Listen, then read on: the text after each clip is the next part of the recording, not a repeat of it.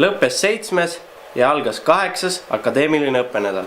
Te vaatate Tartu Ülikooli üliõpilasesinduse infokirja. Mina olen Sten. Ja mina Roger. Kas sina juba teadsid, et üheks sumedaks sügisõhtuks avab ülikooli kohvik oma uksed jälle? Tartu Ülikooli üliõpilasesindus kutsub kõiki 20. oktoobril kell 8 džässiõhtule.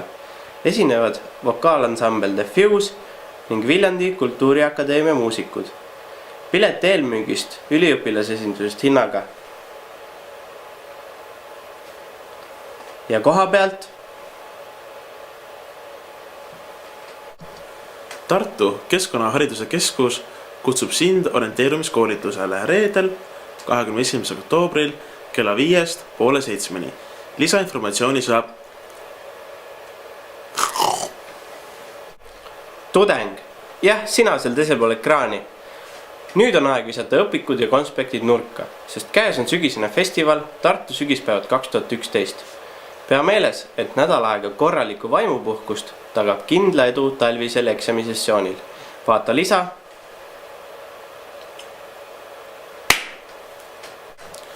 Haridus- ja Teadusministeerium koostöös sihtasutusega Archimedes kuulutab välja 2011. aasta üliõpilastööde riikliku konkurssi.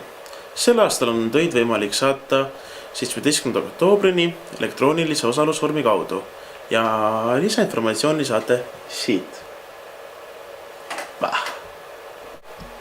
Tartu Ülikooli teeõhtute sari on täies hoos.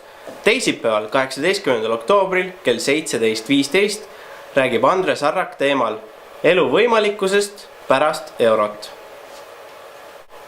Sinul, kallis tudeng, avaneb 18. oktoobril kell 18:15 suurepärane võimalus Tartu Tähetornis kuulata loengut neutrontähed. Loengus arutatakse siukseid teemasid, et kuidas neutrontähed tekivad, mida nad endast kujutavad ning kuidas neid avastada saab. Ning samuti arutatakse teemat, et mis eristab neutrontähti näiteks teistest eksootilistest objektidest, nagu näiteks mustad augud. Ja seda kõike tutvustab teile Tartu Observatooriumi teadur Alar Buss.